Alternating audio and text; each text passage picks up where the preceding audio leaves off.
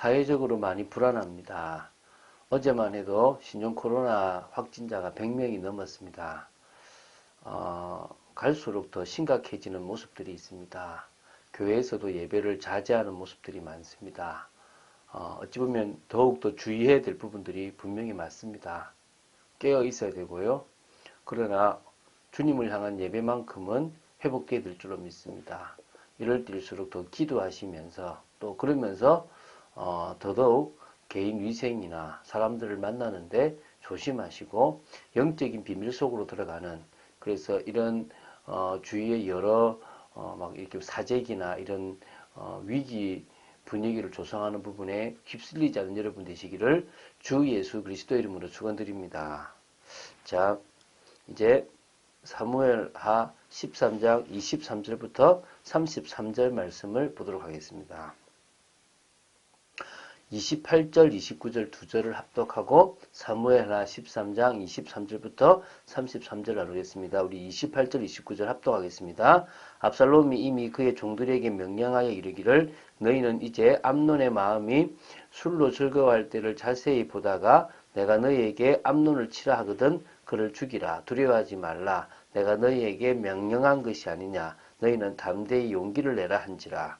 압살롬의 종들이 압살롬의 명령대로 암논에게 행하매 왕의 모든 아들들이 일어나 각기 노새를 타고 도망하니라. 주야.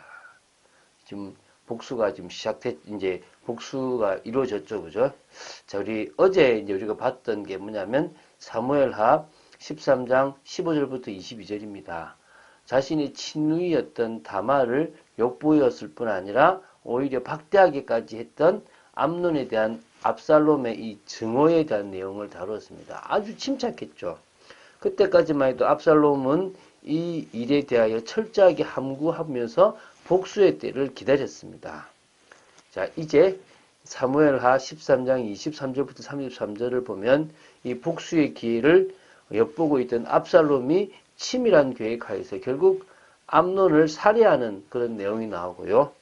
왕자들의 사망 소문으로 비탄에 이렇게 잠긴 다윗 왕의 모습과 또 요나답이라는 그 암논을 이렇게 부축해서 다말을 욕보이게 했던 그 요나답이 접근해서 위로하면서 암논만 죽었을 것이다라는 이야기를 하는 부분이 나옵니다.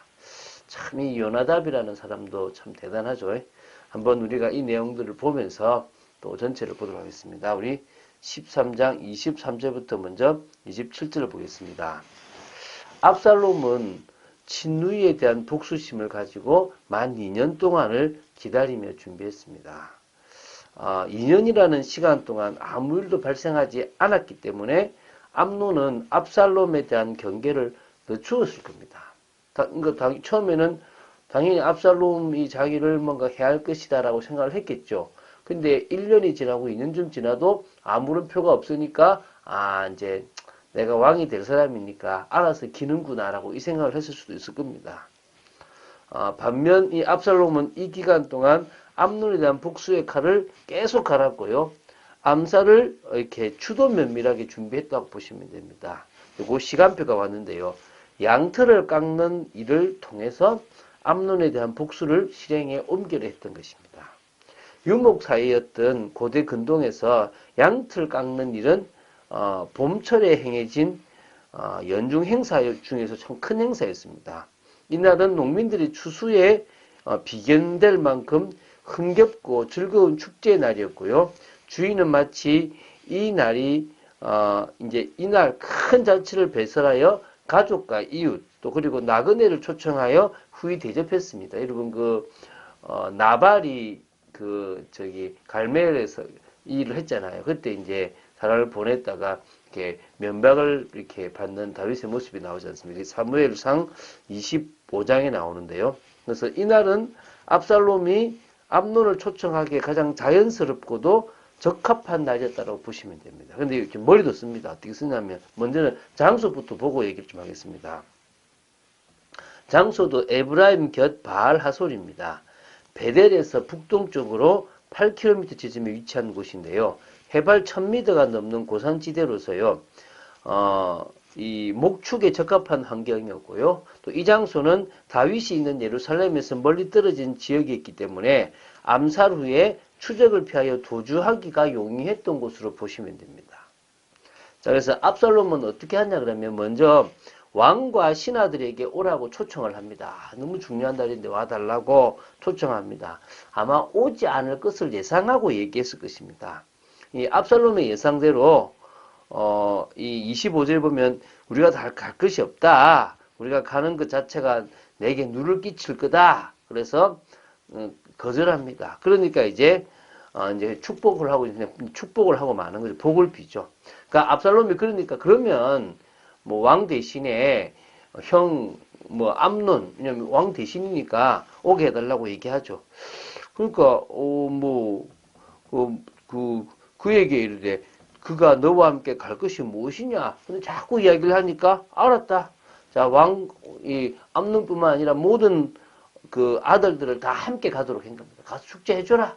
우리는 안 가더라도 너희들 가서 해줘라라고 분위기를 만든 거죠. 압살롬의 계획대로 되어졌습니다. 자, 이제 28절부터 29절 보면요. 압살롬은 양털을 깎는 그 장소에 만반의 준비를 해놓았습니다. 그의 종들에게 명령을 다 내린 거죠. 너희는 이제 암논의 마음이 술로 즐거워할 때를 자세히 보다가 내가 너에게 암논을 치라 하거든 그를 죽이라. 두려워하지 말라. 내가 너에게 명령한 것이 아니냐. 너희는 담대히 용기를 내라.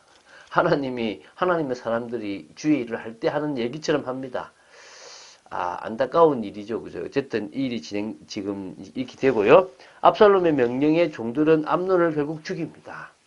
암논만 딱 죽인 거죠. 그러니까 그 외에 왕의 모든 아들들이 일어나 각기 노새를 타고 도망합니다. 뭐 이 노새가 그 당시 왕족들이 타던 거니까 지금 말하면은 뭐 벤츠나 이런 아주 좀 좋은 차들로 생각하시면 됩니다. 다 도망간 겁니다. 자, 그리고 이제 이 압살롬이 암논을 죽인 사실이 이렇게 소문이 되어 왕에게도 들리는데요. 그때만 해도 모든 아들들까지 다 죽이고 하나도 남기지 않았다라고 소문이 난 겁니다. 그래서 다윗 왕은 너무나 비통하고 황당했을 것입니다. 그리고 안타까웠고요. 그래서 다 모든 자식이 죽게 되었으니까 일어나서 옷을 찢고 땅에 들어눕고 막 애통했겠죠. 그의 신하들도 다 옷을 찢고 이제 이렇게 그 앞에 이제 모셔서 이제 그 좀 설 정도로 탁 돼 있었습니다.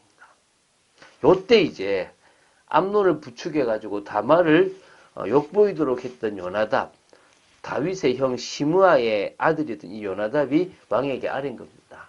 아마 이게 신하로 있었는지 옆에서 아뢰일 수 있는 입장이었겠죠. 이 요나단의 즉각적인 반응을 보면 이러한 일을 예견이라도 한 것 같아요. 또 요나답은 이런 요나답이 했던 진술을 볼 때 그 판단력을 잃지 않았을 뿐만 아니라 암논이 압살롬에게 갔을 때 이런 일이 있을 거라는 생각을 했을 거라고 봅니다. 그러면서 이제 나름대로 정보를 가지고 있었는지 바로 얘기합니다. 내 주여 젊은 왕자들이 다 죽임을 당한 줄로 생각하지 마옵소서. 오직 암논만 죽었으리이다. 암논만 죽었을 겁니다. 그가 압살롬의 누이 다말을 욕되게 한 날부터 압살롬이 결심한 것이니이다. 그러한 종 내주 왕이여 왕자들이 다 죽은 줄로 생각하여 상심하지 마옵소서. 오직 암논만 죽었으리이다. 암논만 죽었을 거다라고 이렇게 얘기합니다. 아마 나름대로의 정보력을 가지고 있었을 수도 있을 것입니다. 자, 어찌 보면은 자신 때문에 이 비극이 시작됐는데 자신은 딱 숨어져서 지금 이 형제들이 서로 죽이는 일들을 그냥 간과하고 있는 거죠. 자, 결론을 좀 맺겠는데요. 다윗의 집에 칼이 떠나지 않습니다. 그 한 번의 범죄, 그때 우리아가 죽었던 그 한 일 때문에 계속적으로 이런 비참한 일들이 일어납니다. 이 뒤에 이제 압살롬의 반역까지도 있게 되는데요. 자, 험악한 세월을 살았던 야곱과 비견될 때 또 부족함이 없을 만큼의 힘든 세월을 다윗이 보냅니다. 공통점은 언약 성취 속에 둘 다 있었다는 것입니다. 그들의 죄가를 본다면 절대 구원받거나 하나님의 사람으로 쓰임받을 수가 없는데 하나님은 그들의 부족한 모습과 상관없이 당신이 택한 그들의 백성을 통하여 언약을 성취해 나가시기도 하신다는 것입니다. 그렇다면 한 주간 동안 우리는 언약 성취 속에 있는데 큰 어려움을 당하지 않기 위해서는 인본주의를 쓸 필요가 없고요. 또 뭡니까? 정말 성공이 아니라 사명을 향해서 달려가야 될 것이고 더 나아가서 정말 매일 영적 생활을 놓치지 않는 것들이 중요하다고 확신합니다. 그런 축복을 누리고 말씀 속으로 깊이 들어가는 여러분 되시길 바랍니다. 정말 다윗이 누린 힘을 우리가 회복해야 되고 다윗의 실수를 우리가 가지지 말아야 될 것으로 믿습니다. 오히려 우리를 통하여 하나님의 뜻이 이루어지기를 늘 기도될 줄로 믿습니다. 매일 주일 은혜 받으시고 응답받는 여러분 되시기를 주 예수 그리스도 이름으로 축원드립니다. 주는 그리스도시요 살아계신 하나님의 아들이심을 고백합니다. 계속적으로 저희들이 말씀을 따라가고 있습니다. 아버지 하나님, 이 다윗의 집안에 있었던 말씀 그대로 성취되어져 가는 모습을 보며 저희들이 정말 하나님의 말씀이 그대로 성취되는 것에 대한 두려움과 또 그 믿음에 대한 확신을 가지게 될 줄로 믿습니다. 아버지 하나님 흔들리지 말고 주님만을 바라보는 믿음의 사람으로 저희들이 서도록 지켜 주시옵소서. 온전히 언약 성취 속에 있는 축복 누리게 허락하여 주시옵시고 정말 이 코로나 사태로 힘든 상황 속에서도 예배를 놓치지 않고 은혜 속에 있는 저희들 되도록 지켜 주시옵소서. 주 예수 그리스도 이름으로 기도드립니다. 아멘.